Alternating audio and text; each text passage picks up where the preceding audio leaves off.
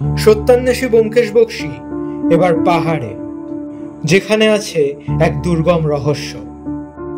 শোনা যায় কারোর হেঁটে চলার শব্দ, কিন্তু তার উৎস অদৃশ্য। ব্যোমকেশ কি পারবে এই রহস্যের জাল ভেদ করতে? চলুন শুনে নিই আজকের গল্প, পাহাড়ে ব্যোমকেশ। কলকাতার গ্রীষ্মকাল আমার বরাবরের অপছন্দের সময়। মাথার উপর টিনের ছাদ, রাস্তার ধুলোয় মিশে থাকা গরম হাওয়া, মানুষের অস্থির মুখ, ট্রামের চাকার নিচে ধাতব ঝনঝনানি, সব মিলিয়ে চারিদিকে যেন এক অদ্ভুত হাঁপানির মতো অবস্থা। সেই বছরের চৈত্র মাসেও তার ব্যতিক্রম কিছু ছিল না। আমরা তখন ব্যোমকেশের বালিগঞ্জের বাড়িতে। দিনের বেশিরভাগ সময় জানালাগুলো খোলা রাখতাম বটে, কিন্তু গলির ভিতরকার বাতাসে শীতলতার চেয়ে ধুলো ছিল বেশি। ব্যোমকেশ তখন প্রায় সারাদিনই কিছু না কিছু লিখে কাটাতো।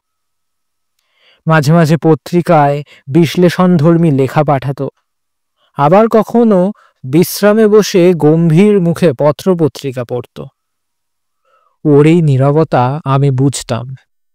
এই নিস্তব্ধতার আড়ালেই জমা হয়ে থাকে সেই অদৃশ্য আকুলতা, যা একদিন বিস্ফোরণের মতো বাইরে আসে। কিছু একটা না থাকলে সে নিজেকে যেন কোথাও খুঁজে পায় না। ঠিক এরকমই একটা দিনে এলো সেই চিঠি। হাতের লেখা তেমন স্পষ্ট নয়, কিন্তু রচনার ভঙ্গিতে ছিল এক ধরনের গোপনীয়তা। ব্যোমকেশ টেবিলে বসেই পড়ে নিল চিঠিটা, তারপর কাগজটা নামিয়ে চশমার ওপারে চোখ তুলে আমার দিকে তাকালো। অজিত, সে বলল, তুমি কখনো রাঙামাটির নাম শুনেছ? আমি না সূচক মাথা নাড়লাম। সে বলল, ছোট একটা স্টেশন, পাহাড় ঘেরা, জনমানবহীন বললেই চলে। জায়গাটা কলকাতা থেকে অনেকটাই দূরে, তবে সরাসরি ট্রেনে যাওয়া যায়। এই চিঠিটা এসেছে সেখান থেকে। লেখক হলেন লালমোহন চৌধুরী, অবসরপ্রাপ্ত পুলিশ অফিসার। ওর পৈতৃক বাড়ি রয়েছে ওই জায়গাটায়, আর সে এখন ওখানেই একা থাকেন। লিখেছেন, একরকম অদ্ভুত ঘটনা ঘটছে সেখানে। প্রতিদিন না হলেও প্রায়শই হচ্ছে। মানুষ নিখোঁজ হয়, শব্দ হয়, কিন্তু কিছুরই ব্যাখ্যা নেই। আমি খানিকক্ষণ চুপ করে রইলাম, তারপর বললাম, তুমি কি যাওয়ার কথা ভাবছ? ব্যোমকেশ হাসল। সেই হাসি ছিল খুব হালকা, ঠোঁটের কোণে সামান্য বাঁক। সে এমনভাবে মাথা নাড়ল যেন ইতিমধ্যেই সে সিদ্ধান্ত নিয়ে ফেলেছে। কলকাতায় এই গরমে আর পারছি না অজিত, একটা বদল দরকার। আর তুমিও তো বলে থাকো, প্রকৃত রহস্য সবসময় কলকাতার চৌখাটে পড়ে থাকে না। আমি তখনও দ্বিধায় ছিলাম, তবে ওর মুখের সেই স্বল্পভাষী আশ্বাস আমাকে ঠেলে দিল প্রস্তুতির দিকে। পরের দিন রাতের ট্রেনে রওনা হলাম আমরা। লম্বা যাত্রা, জানালার বাইরে ধোঁয়ায় মোড়া রাত, দূরে গায়ের মৃদু আলো, গাছের ছায়া ছুটে চলা চিত্রমালার মতো সরে যাচ্ছে। ব্যোমকেশ কেবিনের এক কোনায় বসে বাইরের অন্ধকারে তাকিয়েছিল। চোখের দিকে তাকিয়ে মনে হচ্ছিল যেন ও সেই অন্ধকারের মধ্যেও খুঁজছে কিছু কিছু একটা, যা কখনো কারো চোখে ধরা পড়েনি। আমি তখন জানতাম না সেই রাঙামাটি স্টেশন, পাহাড়ে ঘেরা ছায়ায় লুকিয়ে রয়েছে এমন একটি কাহিনী যা ব্যোমকেশকে অস্থির করে তুলবে, আর আমায় অনেক গভীরে নিয়ে যাবে পাহাড়ের বুকে চুপ করে বসে থাকা রহস্যের গহ্বরে। রাত্রি তখন প্রায় শেষের দিকে। ট্রেনটা ধীরে ধীরে গতি কমাচ্ছিল।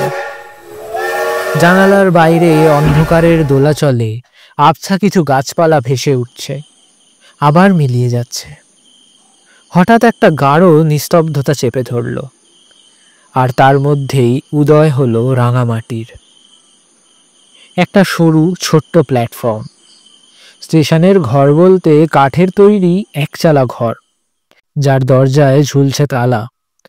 প্ল্যাটফর্মে দাঁড়িয়ে থাকা একটা কেরোসিন হ্যারিকেন, কাঁপতে কাঁপতে তার আলো যেন বাতাসের সঙ্গে লড়াই করছে। আলো ও ছায়ার খেলা দেখে মনে হচ্ছিল কেউ যেন হঠাৎ সামনে এসে দাঁড়ালেও বোঝা যাবে না। ট্রেনের টিটি জিজ্ঞেস করলেন, আপনারা এখানে নামবেন? এইখানে তো সাধারণত কেউ নামে না। ব্যোমকেশ শুধু বলল, আমরা ঠিক জায়গাতেই এসেছি। অজিত, নেমে পড়ি চলো। আমরা নেমে পড়লাম। ট্রেন হুশ করে আবার চলতে শুরু করল, আর তার সঙ্গে সঙ্গে যেন একটা দমকা শব্দে শহরের শেষ স্পর্শটুকুও মিলিয়ে গেল। চারিদিক কুয়াশায় ঢাকা। পাহাড় যেন দাঁড়িয়ে রয়েছে নির্জন প্রহরীর মতো। দূরে কোথাও একটা পেঁচা ডেকে উঠল। নীরবতার মধ্যে এমন শব্দ বড় স্পষ্ট হয়ে বাজে। কয়েক মিনিট পরেই দেখলাম একজন লোক আসছেন আমাদের দিকে। মাথায় সাদা পাগড়ি, পরনে মোটা কাঁথা জড়ানো, হাতে লণ্ঠন। একটু কাছে আসতেই মুখটা স্পষ্ট হলো। লম্বা দেহ, গালের দুপাশে ধূসর দাড়ি, চোখে গভীরতা আর ক্লান্তি মেশানো দৃষ্টি। তিনি বললেন, আপনারা নিশ্চয়ই ব্যোমকেশ বাবু। আমি লালমোহন চৌধুরী। অনেক ধন্যবাদ, আপনি আমার ডাক শুনেছেন। ব্যোমকেশ মাথা নোয়ালো। আমি কেবল চুপচাপ তাকিয়ে থাকলাম। এই মানুষটির চোখে এক ধরনের ব্যাখ্যাতীত ভীতি রয়েছে, যেটা উনি মুখে বলছেন না, কিন্তু চোখ তা বলে দিচ্ছে। আমরা ধীরে ধীরে হাঁটতে লাগলাম। স্টেশন থেকে একটা সরু পথ পাহাড় বেয়ে উঠে গেছে।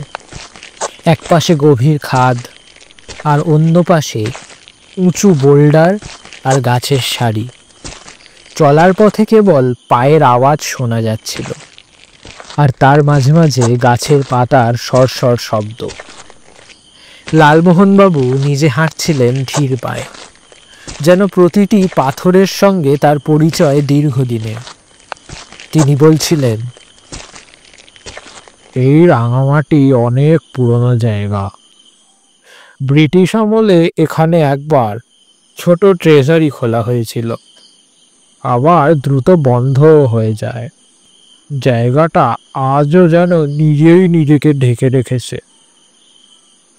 আমরা যখন তার বাংলোতে পৌঁছালাম, তখন প্রায় ভোরের কুয়াশা নামতে শুরু করেছে।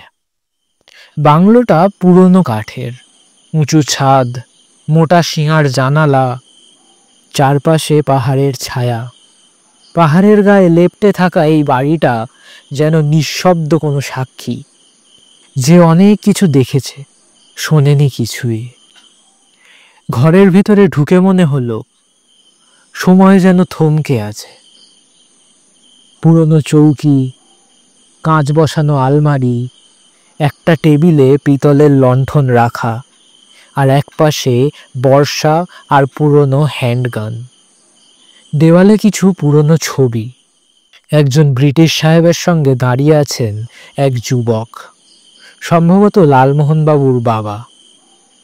আমরা বসতেই উনি নিজে গিয়ে চা এনে দিলেন। মাটির পেয়ালায় ধোঁয়া উঠছে, সেই গন্ধে যেন পাহাড়ি মাটি আর কিছু পাতা মিশে আছে। ব্যোমকেশ চুপ করে চা খেলো, আর আমি কেবল তাকিয়ে রইলাম জানালার বাইরে। সামনের অরণ্যটা ঘন, যেন কুয়াশার পেছনে কেউ দাঁড়িয়ে আছে, তাকিয়ে আছে আমাদের দিকে। তখনও কিছু বলা হয়নি। কিছু না বলেই যেন জায়গাটা নিজে নিজেই আমাদের কানে ফিস ফিস করে উঠছে। আস্তে আস্তে দিন উঠতে লাগলো, আর আমি বুঝলাম ব্যোমকেশের মুখে আলো পড়ার সঙ্গে সঙ্গে তার চোখের গভীরতাও বদলাচ্ছে। এখন সে ধীরে ধীরে তার পর্যবেক্ষকের ভূমিকা গ্রহণ করছে। সব দেখছে, শুনছে, গন্ধ নিচ্ছে, হিসাব করছে। এখানে কিছু একটা আছে। সেটা ভয় হতে পারে, অপরাধ হতে পারে, অথবা অতীতের কোনো অভিশাপ। কিন্তু ব্যোমকেশ জানে, রহস্য যত গভীর হয় তার শিকড় ততই নীরব মাটির নিচে লুকিয়ে থাকে। রাঙামাটি বাংলোর পরিবেশ এমনই, যেখানে শব্দেরও নিজের আলাদা ওজন থাকে। সকালটা শুরু হয়েছিল খুব নিঃশব্দে। ঘুম ভাঙার পর কেবল শুনতে পেয়েছিলাম দূর থেকে একটি কাঠঠোকরার ঠুকঠুকানি, আর মাঝে মাঝে জঙ্গলের ভিতর দিয়ে ছুটে যাওয়া বাতাসের হালকা শোঁ শোঁ শব্দ। পাহাড়ি বাতাসে একটা শীতলতা থাকে, যেন তার ভেতরে জমে থাকা বহু পুরনো কথা, যা সে সময় মতো ফিসফিস করে বলে ওঠে। আমি ব্যোমকেশকে দেখলাম, সে জানালার পাশে চুপচাপ দাঁড়িয়ে আছে। ওর চোখ তখনও ঘরের ভিতর নয়, বাইরে কোথাও অরণ্যের গভীরে হারিয়ে গেছে। চুপ, চুপ করে থাকো, সে হঠাৎ বলে উঠল। এই পাহাড়টার মধ্যে একটা নিঃশব্দ অস্থিরতা আছে অজিত। এটা আমি আগেও অনুভব করেছি। নীরবতা এখানে প্রকৃত নীরবতা নয়, এখানে কিছু একটা লুকিয়ে আছে। আমি কিছু বললাম না। বাইরে তখন মেঘ জমছিল, হালকা গুঁড়ি গুঁড়ি রোদকে ঢেকে দিচ্ছিল ছায়া। সকালবেলার খাওয়া দাওয়া শেষ হওয়ার পরে আমরা লালমোহন বাবুর সঙ্গে সামনের চাতালে বসলাম। তিনি ধীরে ধীরে মুখ খুললেন। ঘটনা শুরু হয় প্রায় মাসখানেক আগে। প্রথমে শুধু মনে হয় বাড়ির পুরনো কাঠে যেন শব্দ হচ্ছে। রাতের দিকেই তো একটু ঠান্ডা বাড়লেই কাঠের দরজা জানলা সরে সরে শব্দ করে, তেমনই কিছু। কিন্তু তারপর তিনি থামলেন, চোখের চশমাটা খুলে রুমালে মুছতে লাগলেন। এক রাতে ঘুম ভেঙে গেল একটা শব্দে। প্রথমে বুঝতে পারিনি, হয়তো পেঁচা ডাকছে। তারপর দেখি ঘরের মেঝের ঠিক নিচে যেন কেউ হাঁটছে, ভারী পায়ের চাপ, খুব সাবধানে ফেলা। একবার নয়, এইভাবে 4-5 বার হয়েছে। অথচ সকালে গিয়ে দেখলে কিছুই নেই, কোনো পায়ের ছাপ নেই, কোনো মাটি খোঁড়া হয়নি, কোনো চিহ্নই নেই। ব্যোমকেশ আগ্রহ ভরে শুনছিল। বলল, আপনি নিশ্চয়ই নিচে গিয়ে দেখেছেন? হ্যাঁ, বারান্দার নিচে গিয়েছিলাম। বারান্দার নিচে গাছগাছালি, কিছু গর্ত আছে, পেছনে একটা পাথরের সিঁড়ি নেমে গেছে জঙ্গলের দিকে। প্রথমে ভেবেছিলাম কোনো চোর বা গরু চড়াতে আসা লোকের কাজ, কিন্তু এরা কেউ ধরা পড়েনি। কেয়ারটেকার রামধন তো এখন ঠিক মতো উঠতেই পারে না হাঁটুর ব্যথায়। বাড়ির আশেপাশে কেউ নেই, অথচ শব্দ ঠিকই হয়। আমি শুনে রীতিমতো অস্বস্তি বোধ করছিলাম। এই পাহাড়ি নির্জনতায় রাতের অচেনা শব্দ, যা চোখে দেখা যায় না অথচ কানে শোনা যায়, তা অনেক বেশি ভয়ে। ব্যোমকেশ হঠাৎ বলল, একটা রাত আমার দরকার। আমি শুনতে চাই ঠিক কেমন শব্দ। ততক্ষণ আমি কিছুই ধরতে পারবো না। সেই রাতের অপেক্ষা শুরু হলো। বিকেল গড়িয়ে সন্ধ্যা এলো। আলো ঢলে পড়ল পাহাড়ের ঢালে। বাংলোর চারপাশের গাছপালা এক এক করে ছায়ায় মিশে গেল। সন্ধ্যার কুয়াশা এমন ভাবে নেমে এলো যেন কেউ একটা পাতলা ধূসর চাদর টেনে দিল ঘরের চারপাশে। রাত তখন 11টা। বাতাস নিঃশব্দ, ঘরে কেরোসিন বাতি জ্বলছে। আমরা কেউ কথা বলছি না। ঘড়ির কাঁটা 12টা ছুতেই হঠাৎ একটা শব্দ শোনা গেল, একটা ভারী পায়ের চাপ, যেন কেউ জানালার নিচ দিয়ে হাঁটছে। তারপরেই থেমে গেল। ব্যোমকেশ তখন জানালার পাশে বসে, তার চোখ স্থির, ঠোঁট চেপে ধরা। হঠাৎ সে ইশারা করল আমাকে। দ্বিতীয়বার শব্দ এলো অন্য দিক থেকে, এবার যেন ঘরের পেছন থেকে। খুবই ধীর, খুবই সচেতনভাবে পা ফেলা হচ্ছে, যেন সে সবকিছু জানে, যে কেউ তাকে শুনছে। একটা দীর্ঘ সময় সেই শব্দ চলল, তারপর আবার নিস্তব্ধতা।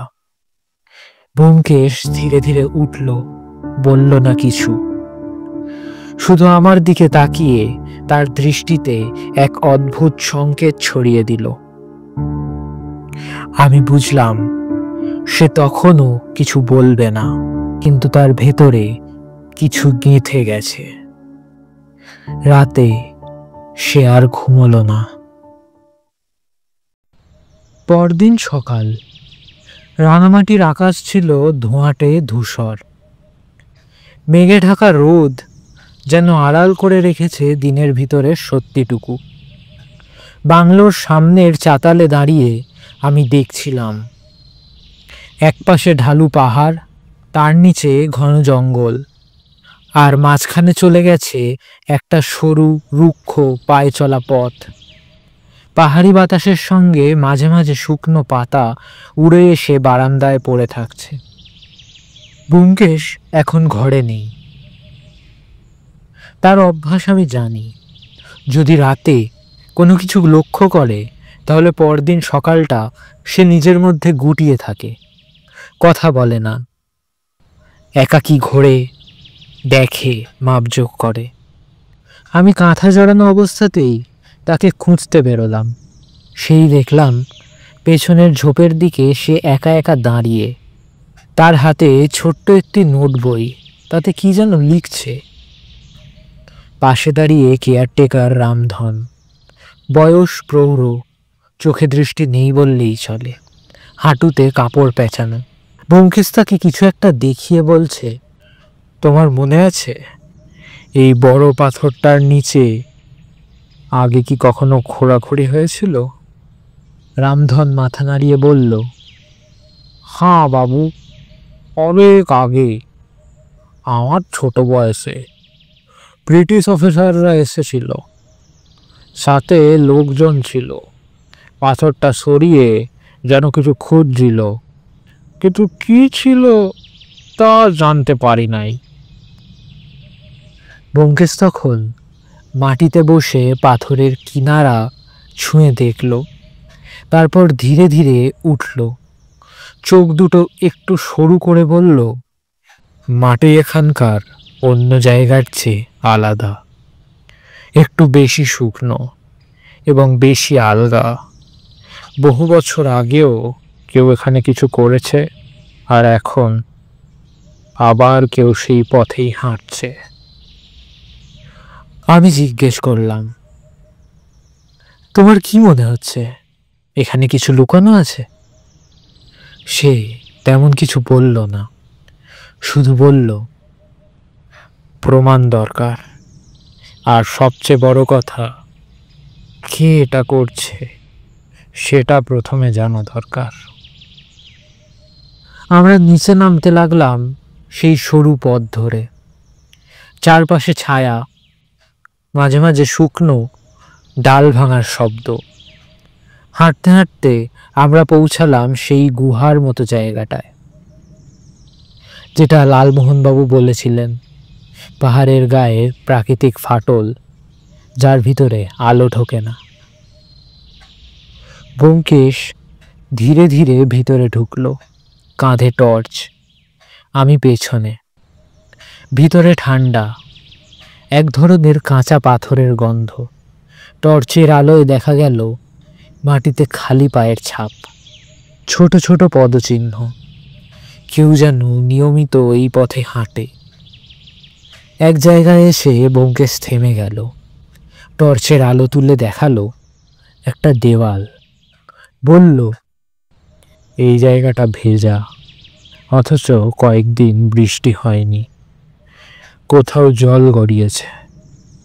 আমি বললাম, মানে তুমি কি ভাবছো ভিতরে আরেকটা পথ আছে? সে মাথা নাড়ল। এই দেওয়ালের ওদিকে ফাঁপা আওয়াজ আসছে। যদি আমার অনুমান ঠিক হয়, তাহলে এর পেছনে রয়েছে একটা গোপন কুঠুরি, যা একসময় হয়তো ব্যবহৃত হতো লুকিয়ে কিছু রাখার জন্য। এখনো ওটা কেউ ব্যবহার করছে? আমি অবাক হয়ে জিজ্ঞেস করলাম। সে টর্চ নিভিয়ে ফিসফিস করে বলল, আমি মনে করি হ্যাঁ। রাতে সেই শব্দ, পায়ের ছাপ, সব কিছুই বোঝায় এখানে কেউ আসে আর কিছু বহন করে। কিন্তু কি? আমরা আরও কিছুক্ষণ ভিতরে ছিলাম। ব্যোমকেশ দেওয়ালের পাশে কিছু দাগ খুঁজে বের করল, কিছু চিহ্ন করা ছোট স্ক্র্যাপ, যেন কেউ নিয়মিত পাথরটা ঘষছে কোনো সরঞ্জাম দিয়ে। এরপর আমরা আবার উপরে ফিরে এলাম। পাহাড়ের উপরের বাতাস এবার অন্যরকম লাগছিল। বাতাসে একটা শব্দ নেই, অথচ মনে হচ্ছিল কেউ যেন আমাদের উপর নজর রাখছে। পাহাড়ের উপরে কিছু পাথরের চূড়া, যেগুলোকে যতই নীরব মনে হয়, তারা যেন জেগে আছে সব সময়। ব্যোমকেশ সন্ধ্যায় বলল, আজ রাতে আমি একা নিচে যাব, তুমি এখানে থেকো। দরজায় দাঁড়িয়ে কেবল কান খোলা রেখো। যদি কিছু অস্বাভাবিক শোনো, তবেই ইশারা করো। আমি কিছু বললাম না, কিন্তু মনে মনে অনুভব করছিলাম ব্যোমকেশ এবার ধীরে ধীরে কাছে পৌঁছাচ্ছে রহস্যের মূল দোরগোড়ায়।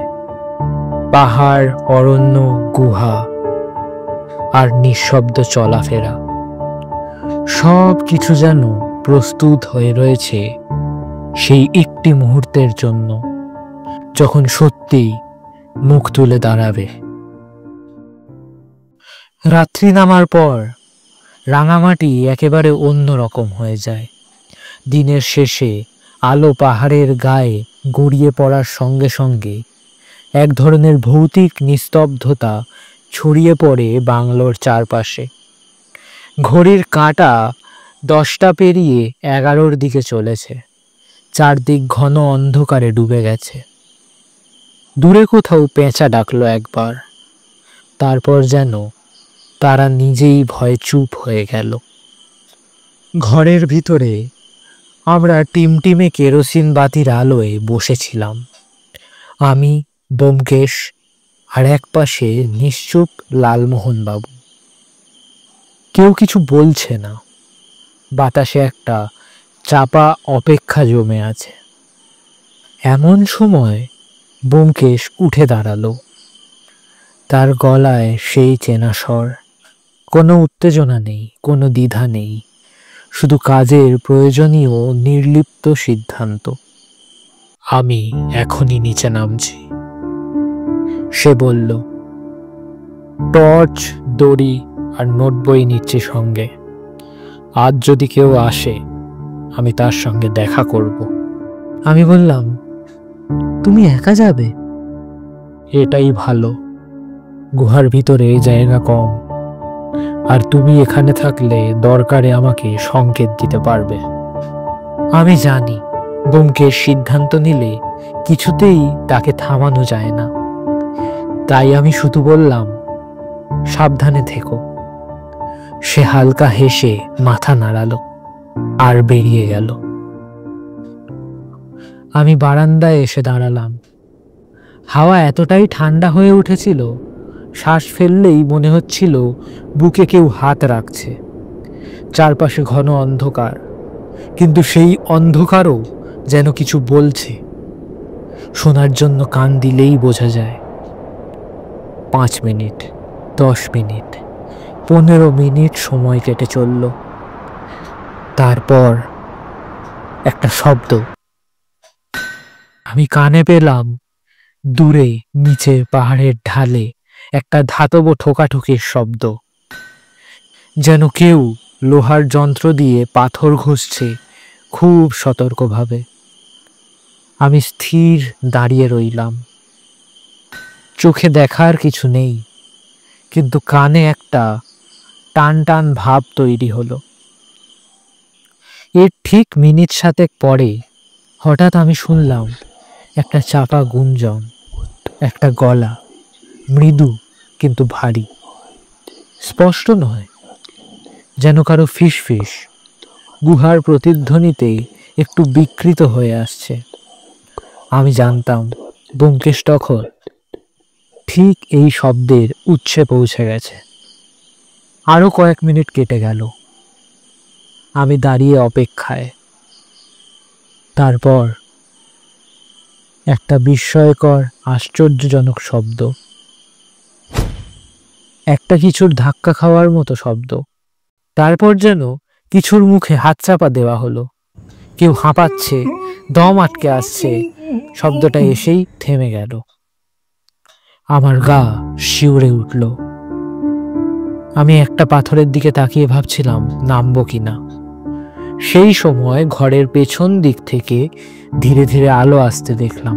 ব্যোমকেশ, তার গায়ে ধুলো, শার্টে কাদা লেগে আছে, মুখে একটা চাপা উজ্জ্বলতা, চোখে একরাশ স্ফূর্তি। সে উঠে এলো বারান্দায়, আমাকে বলল, অজিত, দেখেছো কাকে পেয়েছি? পেছন থেকে টানতে টানতে নিয়ে এলো একটা মানুষকে, মাথায় কাপড় বাঁধা, মুখে গামছা চেপে ধরা, চোখে ভয়। আমি চমকে উঠলাম। কে এই লোক? আমি জিজ্ঞেস করলাম। ব্যোমকেশ বলল, তোমার সঙ্গে আলাপ করিয়ে দিই এই চোরের। 4 চোখ পাহাড়ের ভেতরে সোনার উপর, আর সেই উদ্দেশ্যেই তার পাহাড়ে হাঁটতে শেখা। আমি কিছুই বুঝে উঠতে পারছিলাম না। ব্যোমকেশ বলল, চলো ভেতরে বসি, সব বলছি। কারণ গুহার ভেতর এখন যা পড়ে আছে তা শুধু সোনা নয়, সেই সোনার পিছনে লুকিয়ে আছে একটা পুরনো অপরাধ, আর এই লোক তার সাম্প্রতিক উত্তরাধিকারী। গুহা থেকে সেই লোকটিকে টেনে তোলার পরে আমরা তাকে লালমোহন বাবুর বাংলোয় এক পুরনো ঘরে বসালাম।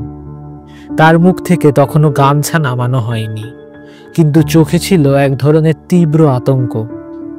না জানি ধরা পড়ার ভয়, না জানি ব্যোমকেশ নামক মানুষটার অভেদ্য দৃষ্টির সম্মুখীন হওয়ার ভীতি। আমি কিছু বলার আগেই ব্যোমকেশ একটা চেয়ারে বসল, হাত পা গুটিয়ে, যেন ক্লান্ত নয়, বরং দীর্ঘ অপেক্ষার পর একটা চেনা বই খুলে বসেছে। সে একটা দীর্ঘ নিঃশ্বাস নিয়ে বলল, এই পাহাড়ের নিচে যা আছে তার গল্পটা পুরনো। ব্রিটিশ আমলের শেষ দিকে রাঙামাটিতে একটা ছোট্ট খনি খোলার চেষ্টা হয়েছিল। জায়গাটা সরাসরি খাজনার আওতায় আনতে চেয়েছিল এক কর্তা, উইলিয়াম হোয়ার্থ। লোকটা পাহাড় ভালো চিনত, কিন্তু পাহাড় তাকে চিনতে পারেনি। দিন রাত খনন চালিয়ে সে আবিষ্কার করেছিল একটা ছোট সোনার স্তর, কিন্তু সমস্যা হলো জায়গাটা সরকারি ছিল না, পৈতৃক জমির ভিতরে পড়ে গিয়েছিল, তাই লুকিয়ে রাখে। আমি বিস্মিত হয়ে বললাম, তুমি জানলে কি করে? ব্যোমকেশ বলল, তুমি জানো না, লালমোহন বাবুর ঘরের পুরনো আলমারিতে একখানা নোট বই পেয়েছিলাম। সেটা ওর বাবার রেখে যাওয়া। তাতে লেখা রয়েছে হোয়ার্থের সঙ্গে কিভাবে রাতের বেলায় গোপনে পাহাড় খননের পরিকল্পনা হয়েছিল। খনন শেষ হওয়ার আগেই হঠাৎ হোয়ার্থ নিখোঁজ হয়। আর জায়গাটা ধীরে ধীরে বনভূমি হয়ে যায়। আমি থমকে গেলাম। তাহলে এই লোকটা কিভাবে জড়ালো? ব্যোমকেশ লোকটার দিকে তাকিয়ে বলল, এই যে ধরা পড়া লোকটি, এর নাম ধনঞ্জয়, কাছের এক গ্রামের বাসিন্দা। ওর দাদু একসময় ওয়ার্তের খনন দলে ছিল। সোনার গল্পটা প্রজন্ম ধরে চলে এসেছে। আজকালকার লোক হলে বিশ্বাস করত না, কিন্তু পাহাড়ে বড় হয়ে ওঠা ধনঞ্জয় বিশ্বাস করেছে। আর খুঁজতে খুঁজতে একদিন গুহাটার প্রবেশদ্বার খুঁজে পায়। ধনঞ্জয়ের মুখ তখন খুলে দেওয়া হয়েছে। সে জড়ানো গলায় বলল, আমি আমি জানতাম ওইখানে কিছু একটা আছে। ছোটবেলায় ঠাকুরদা গল্প করতো, বলতো পাহাড়ের নিচে আগুন আছে, কিন্তু সে আলো দেয় না, গিলে খায়। ব্যোমকেশ শান্ত গলায় বলল, তুমি ঠিক জায়গায় পৌঁছেছিলে, কিন্তু তোমার দুর্ভাগ্য, তুমি ভুল সময়ে এসেছ। আমি এখানে ছিলাম, তুমি শব্দ করেছ, কিন্তু কেউ তা শুনে ফেলবে তা ভাবতে পারোনি। ধনঞ্জয় মাথা নিচু করল। আমি প্রশ্ন করলাম, তুমি তাহলে এই করাত ধরে নিচে হাঁটছিলে? সে বলল, আমি আসতাম, আস্তে মাটির নিচে গর্ত খুঁড়ে খুঁড়ে ভেতরে ঢুকতাম। পুরনো পথ ছিল, আমি খুঁজে পাই, আর একটা লোহার সিন্দুক পাই। ওখানে সোনার চাকতি, কয়েন, পুরনো কয়েন, কিন্তু অনেক ভারী। ব্যোমকেশ বলল, আর সেই সিন্দুক সরানোর চেষ্টাতেই পাহাড়ের মাটি কেঁপে উঠেছিল। সে শব্দ আমি শুনেছি। লালমোহনবাবু এতক্ষণ চুপ করেছিলেন, এবার বললেন, তার মানে এত বছর ধরে এই পাহাড়ের পেটে এত গোপন ইতিহাস চাপা করেছিল? ব্যোমকেশ মাথা নাড়ে। মানুষ চাপা রাখে, প্রকৃতি সেটা ফাঁস করে দেয়, কখনো শব্দে, কখনো নিঃশব্দে। আর কিছু মানুষ থাকে যারা সেই নিঃশব্দকেও শুনতে পায়। আমি বললাম, তাহলে এবার? ব্যোমকেশ বলল, এবার সরকারকে জানাতে হবে। যেহেতু জায়গাটা আজও সরকারি রেকর্ডে খোলামেলা জমি, তাই মাটি খুঁড়ে যা কিছু পাওয়া যাবে তা রাজ্য সম্পত্তি হবে। ধনঞ্জয় তার দাদুর ইতিহাস জানলেও সে এই সময়ের আইন লঙ্ঘন করেছে। তবে সে চোর নয়, সে উত্তরাধিকারী। ধনঞ্জয় একটানা চুপ করে রইল। রাত তখন প্রায় শেষ। পূর্ব দিকের আকাশ হালকা ফিকে হতে শুরু করেছে। বাংলোর সামনে দাঁড়িয়ে আমরা তাকিয়ে রইলাম পাহাড়ের দিকে, যে পাহাড় এতকাল নিজের বুকে এক ইতিহাস লুকিয়ে রেখেছিল। আর আজ ধীরে ধীরে সেই ইতিহাস উঠে এলো মাটির ওপরে, সূর্য ওঠার মতো।